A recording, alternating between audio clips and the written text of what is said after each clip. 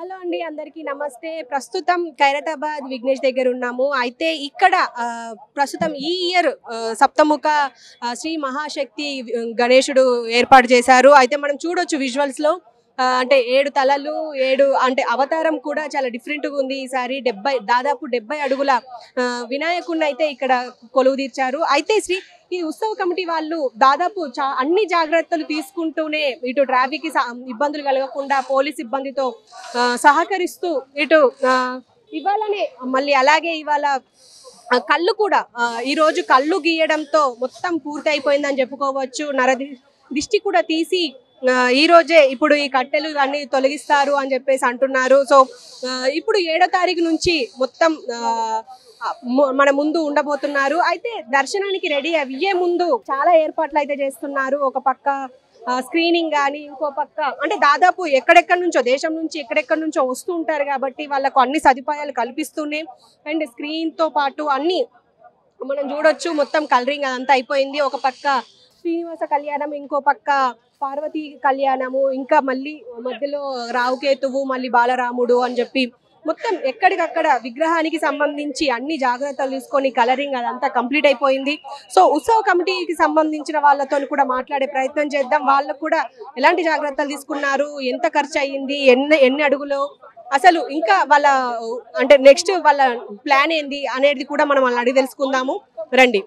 ఇక్కడికి అంటే మనం జనరల్ గా మూవీ రివ్యూస్ కు మనం చూస్తూ ఉంటాం, కానీ ఇప్పుడు ఖైరతాబాద్ రివ్యూ ఇవ్వడానికి వచ్చిండ్రు. అన్న నమస్తే. నమస్తే. ఎట్లున్నారు?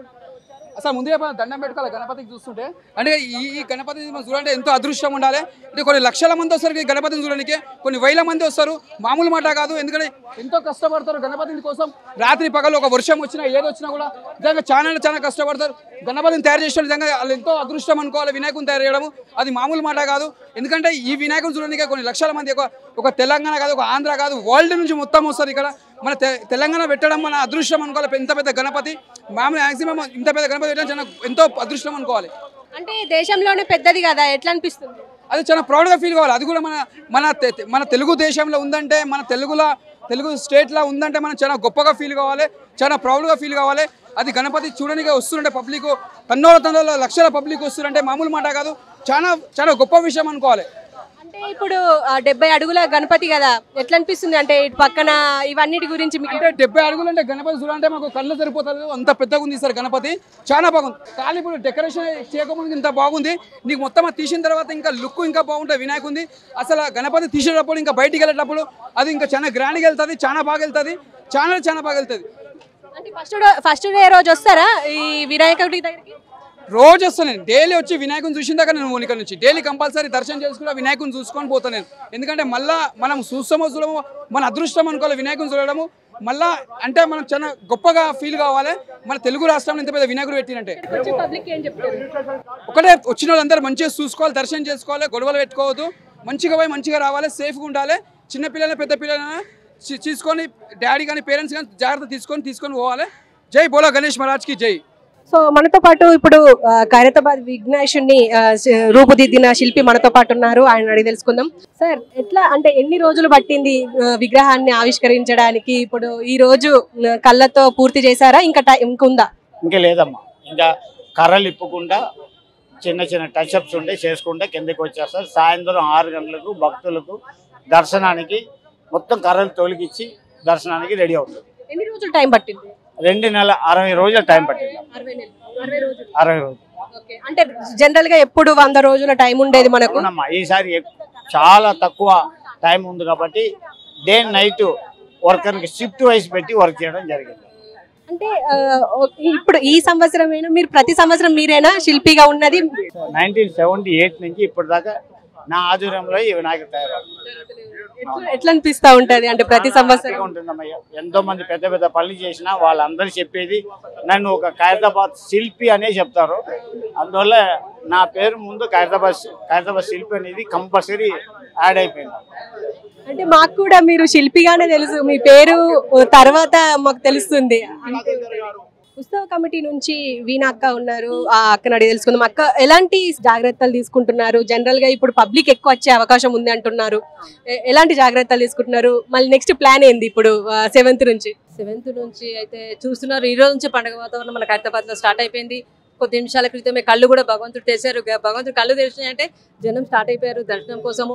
కాబట్టి ట్రాఫిక్ ఎక్కువ జామ్ అయిపోతుంది. ఎందుకంటే మొత్తం 3 sites మనం రిస్ట్రిక్ట్ చేయలేదు. ఇప్పుడే 7వ తారీఖు నుంచి మనం అన్ని ఆపేస్తాం అన్నమాట, బ్యారికేడ్స్ వేసి ఎక్కువ మంది వెహికల్స్ లోపల రాగనీయకుండా. ప్రస్తుతం 2 days మాత్రం లైట్గా జనం ఉంటుంది. ఓకే, పోలీస్ వాళ్ళు ఆల్రెడీ రంగంలో దిగారు. బ్యారికేడ్స్ వరకు స్టార్ట్ అయిపోయింది, క్రౌడ్ రావడం స్టార్ట్ అయిపోయింది. భగవంతుడు రెడీ అయిపోతున్నాడు. కానీ ఈవినింగ్ 3-4 o'clock వరకు ఈ గోవా కర్రలన్నీ తీస్తాం కదా, అప్పుడు కంప్లీట్ ద పిక్చర్ ఈజీగా ఉంటుంది దేవుడికి. ఎందుకంటే మనం చూడడానికి కనబడతలేదు, దేవుడు కొంచెం కర్రలను అర్థం వస్తున్నాయి కాబట్టి కొంచెం ఇంకా 3-4 గంటలు వెయిట్ చేయాల్సిందే కంప్లీట్ పిక్చర్ గురించి. అలా పూజలు ఎలా ఉండబోతున్నాయి ఈసారి 7th నుంచి ఇప్పుడు 17 వరకు ఎలా ఉండబోతోంది? మళ్ళీ దర్శనం కూడా 15th వరకే అంటున్నారు, అంటే మళ్ళీ నిమజ్జనానికి రెడీ కావాలి కాబట్టి ఎలా ఉండబోతున్నాయి పూజలు? ఎలా అంటే పూజలు మాత్రం నో డౌట్ మా విఘ్నేశ్వరుడికి, అందులో 70 feet విఘ్నేశ్వరునికి పూజలలో ఏం దోకా ఉండదు. పొద్దున్న నుంచి సాయంత్రం వరకు పూజలు జరుగుతూనే ఉంటాయి. రెగ్యులర్గా వచ్చే క్రౌడ్ వాళ్ళ దర్శనాలు వాళ్ళు చేస్తూనే ఉంటారు. విఐపీలు వచ్చే వాళ్ళు పూజలు చేస్తూ ఉంటారు. ఇంకా మధ్యలో మన బస్తీవాసులు వచ్చారు. ఒక్కోళ్ళు ఈసారి భగవంతుడు ఒక్కింతలు కాదు 10 పూజలు అందుతున్నాయి. ఎందుకంటే అంత ప్రత్యేకత కలిగిన మన భగవంతుడు. అందులో మనకు తెలిసిందే 70 సంవత్సరాలు, 70 feet, మట్టి గణపతి, 7 తలకాయలు, 7 సర్పాలు, 7వ తారీఖున పండుగ, 17వ తారీఖు నిజం, అన్ని 7 అంకెలతో ఉన్న ప్రత్యేకమైన సంవత్సరం ఇది మనకి. సో ఈసారి భగవంతుడు కూడా చాలా ఖుషి అయిపోయి ఉంటారు. అందరు కోరికలు తీర్చడానికి మొత్తం దిల్ కోలికి నిలబడి ఉన్నారు మన హైదరాబాద్ గణపతి. సో భక్తులకు రిక్వెస్ట్ ఏంటంటే అందరూ రండి, భగవంతుని దర్శించుకొని తీర్థప్రసాదాలు తీసుకొని వెళ్ళాలని మా రిక్వెస్ట్. దాంతోపాటు ప్రతిరోజు జరిగే పూజా కార్యక్రమాలు ఉంటాయి. మన హోమాలే కానివ్వండి, భగవంతునికి కండువ ప్రోగ్రామే కానివ్వండి, మళ్ళీ రుద్రాక్ష మాల ఇస్తాము. 70 feet గణపతికి 1,00,000 రుద్రాక్షలతో మాల వేస్తాం. ఇలాంటి చాలా ప్రోగ్రామ్స్ ఉన్నాయి. సో అందరు భక్తులు వచ్చి దర్శించుకోవాలని మీ రెడ్ ఛానల్ ద్వారా రిక్వెస్ట్ చేస్తున్నాం. Thank you very much. So ఇక్కడి ఖైరతాబాద్ యూత్ ఎట్లా ఎగ్జైట్ ఉన్నారు అనేది చూద్దాం.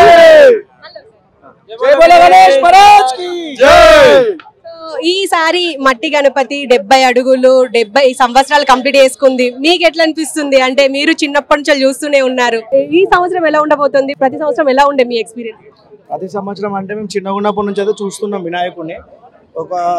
ఒక అడుగుతో మొదలై మళ్ళీ మా పెద్దలు ఉండే అందరు అప్పుడు ఒక అడుగుతో మొదలైన తర్వాత మాకు తెలిసినప్పటి నుంచి గణేశుని దగ్గరికి వస్తుండే, సేవ చేస్తుండే. ఈసారి అయితే 70 అడుగులు ఉన్నది. ఈసారి ఇంకా చాలా గ్రాండ్గా సక్సెస్ఫుల్గా చేయాలని చెప్పి మా హైదరాబాద్లో యూత్ అందరం కూడా ఒక తాటిపైకి వచ్చి సరే ఆగమంది మేము ఆర్గనైజింగ్గా మేము చేస్తున్నాం. అలాగే మాకు మన రాజ్ కుమార్ గారు చైర్మన్ గారు కూడా చాలా సపోర్ట్ చేశారు. అలాగే మా అధ్యక్షుడు ఎమ్మెల్యే దానం నాగేంద్రన్న గారు, కార్పొరేటర్ విజయారెడ్డి గారు కూడా మాకు చాలా సపోర్టివ్గా ఉన్నారు. ఈసారి మొత్తం వాళ్ళు కూడా లోకలే కాబట్టి, ఇక్కడే వాళ్ళు కూడా పుట్టి పెరిగిన కాబట్టి అందరూ హైదరాబాద్ గణేశుని వాళ్ళు కూడా చాలా అనుబంధం ఉంది వాళ్ళకు కూడా. అలాగే మాకు కూడా యూత్ అందరం కూడా అనుబంధం ఉన్నది. చాలా హ్యాపీగా చేస్తున్నాం మేము అందరం మనస్ఫూర్తిగా, ఏ తమ భేదాలు లేకుండా, ఏమి లేకుండా అందరం యూత్ అందరం ఒకటి, పెద్దవాళ్ళందరం ఒకటి కలిసికట్టుగా అందరం కలిసి ఈ 70 సంవత్సరాల ఉత్సవాన్ని చాలా గ్రాండ్గా చేస్తున్నాం. అంటే ఈ ఆగమన్ ఎట్లా ఉండబోతోంది? అంటే ఏమేం చేస్తారు అంటే తెలియని వాళ్ళకి చెప్పండి. ఆగమన్ అంటే మేము ఇప్పుడు దేవుడి పాటలతోని, అలాగే కొంచెం ఉండే కల్చరల్ ప్రోగ్రామ్స్ తోని, భరతనాట్యంతోని, అలాగా మన సంస్కృతిని తీసుకెళ్ళాం. Cultural activities and Maharashtra band కూడా ఉంది, ముఖ్యంగా మహారాష్ట్ర బ్యాండ్ కూడా వస్తుంది ఇక్కడ. అండ్ మీరు చెప్పండి, ఇప్పుడు ఇయర్ అంటే ఈ 11 రోజులు ఎట్లాంటి పూజలు ఉండబోతున్నాయి? మీరు ఎట్లా పార్టిసిపేట్ చేయబోతున్నారు? గత ప్రభుత్వంలో చాలా ఇబ్బందులు జరిగినుండే, మరి ఇప్పుడు కాంగ్రెస్ ప్రభుత్వంలో రేవంత్ రెడ్డి గారి ఆదేశాల మేరకు, ఇక్కడ స్థానిక ఎమ్మెల్యే దానం నాగేందర్ గారి ఆదేశాల మేరకు ప్రభుత్వం నుంచి చాలా సౌకర్యాలు. లాస్ట్ టైం వాన పడ్డా ఎండ పడ్డా ఇక్కడ దర్శనం చేయడానికి లైన్లో షెడ్ లేకుండే, మంచినీటి సౌకర్యాలు లేకుండే, మొబైల్ టాయిలెట్స్ లేకుండే, లేడీస్ ప్రెగ్నెన్సీ వాళ్ళకి ఫీడింగ్ ప్రాబ్లం ఉంటుండే, హ్యాండిక్యాప్ వాళ్ళకి కూడా దర్శనం లేకుండే. ఈసారి ప్రత్యేక శ్రద్ధ పెట్టి రేవంత్ రెడ్డి గారు, దానం నాగేందర్ గారు, విజయరెడ్డి గారు ప్రత్యేకంగా ఇక్కడ గవర్నమెంట్ నుంచి ఎన్నో సౌకర్యాలు చేస్తున్నారు. ప్రత్యేక లైన్లు హెల్త్ హ్యాండిక్యాప్ వాళ్ళకి కానీ, ప్రెగ్నెన్సీ వాళ్ళకి కానీ, ఎవరైనా ఓల్డ్ ఏజ్ వాళ్ళకి కానీ, అదేవిధంగా మంచినీటి సౌకర్యాలు, అదేవిధంగా ప్రతిరోజు ప్రసాదం పంపిణీలు కూడా దానం నాగేందర్ గారి ఆధ్వర్యంలో జరుగుతున్నది. చాలా మందికి ఇబ్బంది ఉండే ఫుడ్ అన్నదాన కార్యక్రమాలు కానీ అక్కడ ముందు గ్రౌండ్లో రోజు అన్నదాన కార్యక్రమాలు జరుగుతున్నాయి. దీంతో పాటు కమిటీలో ఉన్న రాజ్ కుమార్ గారు మా యువకులను కూడా కలుపుకొని యువతలందరూ కలిసి ఈరోజు ఆగమన్ అనే కార్యక్రమాన్ని నిర్వహించడం జరుగుతుంది. ఆగమనాన్ని యూత్ అంతా కలిసి చేస్తున్నాం. ఇక్కడ ప్రతి ఒక్క భక్తులకి ఇక్కడ వచ్చినందుకు భక్తి పాటలతో, భరతనాట్యాలతో, అలా కళాకారులతో బొంబాయి నుంచి డోలట్ వాళ్ళు, మహారాష్ట్ర నుంచి బ్యాండ్, స్పెషల్ బ్యాండ్లు ఇవన్నీ ఈరోజు ప్రదర్శించబోతున్నారు ఇక్కడ మా హైదరాబాద్ యూత్ తరఫు నుంచి. 7:30కి స్టార్ట్ అవుతుందండి. మరి విఐపి వాళ్ళు కూడా వచ్చేసరికి 8:30 అట్లా అవుతుంది. మీరు కూడా మీ సహకారం అందించాలి. పొద్దు నుంచి ఎండలో వానలో మీరు కూడా కష్టపడుతున్నారు. ఆ భగవంతుని ఆశీర్వాదాలు మీకు కూడా కలగాలని కోరుకుంటున్నారు. దర్శనాలకు ఫస్ట్ రోజు ఎవరి చేతుల మీదుగా పూజలు జరగబోతున్నాయి? మన తెలంగాణ గవర్నర్ గారు, అలాగే మన తెలంగాణ ముఖ్యమంత్రి వర్యులు వాళ్ళ చేతుల మీదుగా పూజలు అవుతాయి. అలాగే మా ఎమ్మెల్యే గారు దానం నాగేందర్ గారు, మా కార్పొరేటర్ గారు విజయారెడ్డి గారు వాళ్ళ చేతుల మీదుగా, అలాగే మా కమిటీ సభ్యులు, చైర్మన్ గారి వ్యవస్థాపకులు అందరూ కలిసి చేస్తున్నారు.